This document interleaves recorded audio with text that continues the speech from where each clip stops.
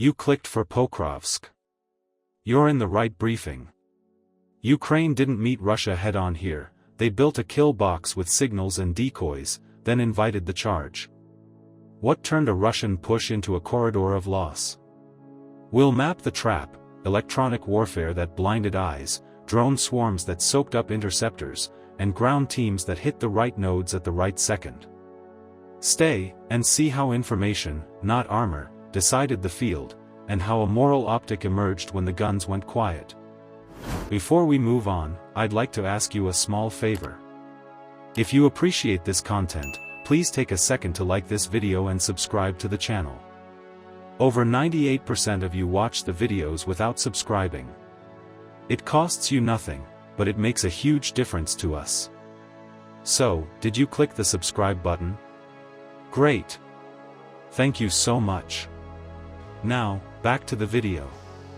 On the map, Pokrovsk looked open. On the radios, it was a labyrinth. Why did columns roll anyway?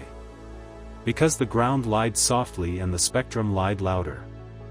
Ukraine carved a corridor by leaning on terrain edges, tree lines, rail berms, shallow ravines, and then broke the side paths. Culverts were blown so water cut the tracks into mud scars. Side routes were laced with mines that punished any wheel that drifted. Over all of that, a blanket of electronic fog smothered bearings and garbled orders.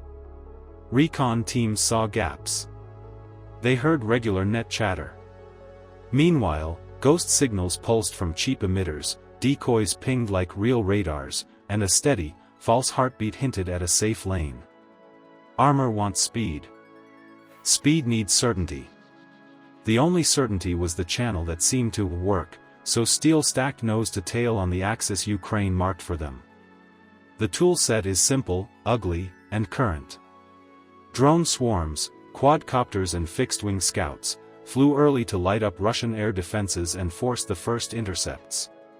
Cheap decoys threw spoofed returns, radiating just enough to look like a radar face or a drone flock. EW trucks sat offset, beaming wideband noise into command nets and GPS bands, shoving maps off by just enough to bend a turn. Behind them, batteries sat cold with pre-registered grids that formed a lattice over that lane. Think of a cattle chute. You narrow the flanks. You keep the herd moving. You give zero room to turn without a bruise. That is how a corridor runs armor. Choices shrink, movement speeds up, and any deviation hits wire, mud, or blast. Modern defense lives on information control. Spoofed returns pull eyes off the real picture. Broken links stall orders, slow tempo, and make leaders talk longer when they should act shorter. Firepower matters, but pace wins. If your map lies and your radios lag, your guns fire late. If theirs are cued by a sensor net that predicts your movement, their shells land first. Now the vignette that tells you how this felt at the front. A forward element noses toward a culvert and finds it gone, the ditch wide and slick. The driver checks left, the route is marked clear by recon notes. He rolls. The left cut hums under the tracks, then a mine cracks a road we'll clean off. Overhead, small drones hang in the haze and crank up contrast, spreading every hot engine shape across the feed. The clock starts. Artillery does not wait for eyes on. It waits for a timing trigger driven by entry lines and speed estimates. As soon as the lead crosses a hidden beam of data, the grid goes live. Meanwhile, Russian recon calls in, still convinced the middle is safe. Normal chatter continues because the jammers only let through what sells the lie. Drivers push on the path where radios still sound normal, and GPS seems least wrong. Another set of decoys yanks a Panzer into radiating. The second it paints the sky, its location pins itself on Ukrainian scopes. That battery's job is to watch air. Now it is fixed as a target because it had to speak. You expect the ambush now. You expect the first shells, the FPV sting, the shrapnel roar. Not yet. This is the moment of commitment, when metal enters the box and crews think the worst is behind them. How did Ukrainian forces turn Pokrovsk into a killing ground? By compressing options. Jam the net. Spoof the radar. Deny the dirt. The result is a kill box that herds armor into fixed fire zones where timing beats courage.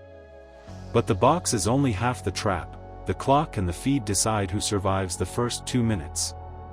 Russian commanders try to claw tempo back with smoke and speed.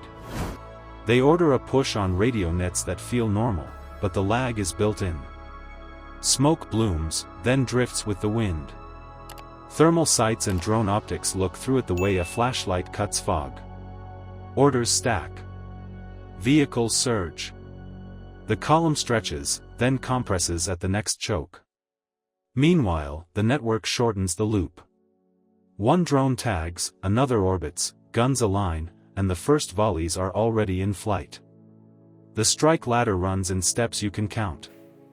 Decoy drones rise first to soak attention from Panzer and S-300 crews. Once those sensors light up, bearings and angles mark them. FPV teams kick next, hunting the lead and the trail. One shaped charge into the front road will stops the head. Another snaps the rear track and seals the tail.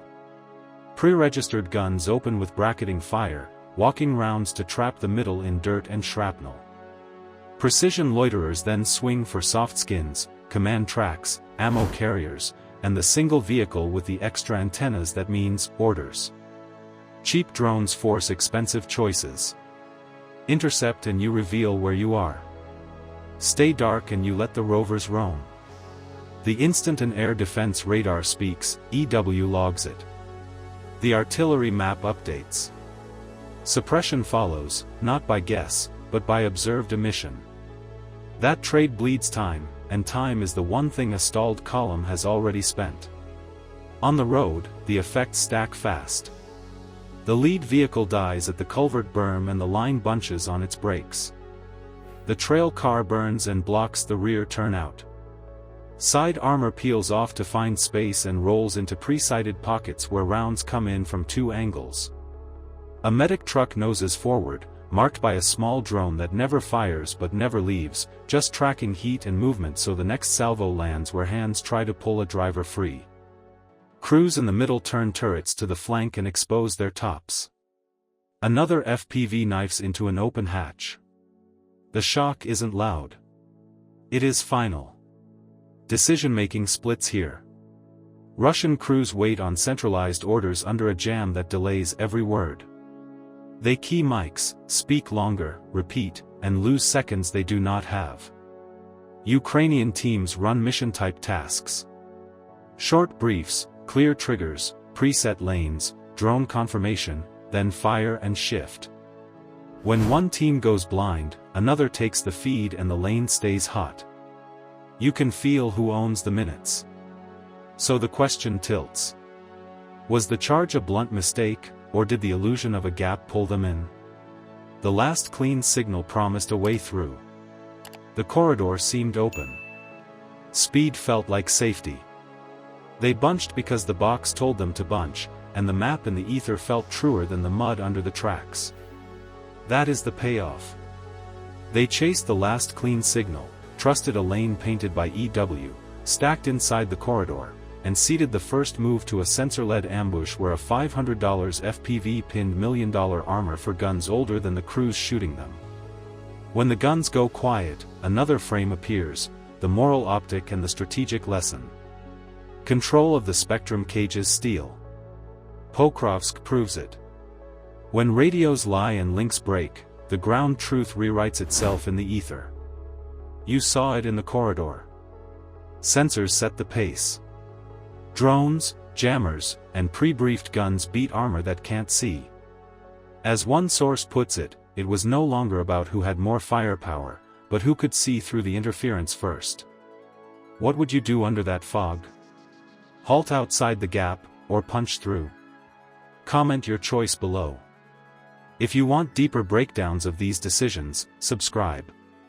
The trap ran on signals, timing, and restraint. Next time, we test what breaks that cage.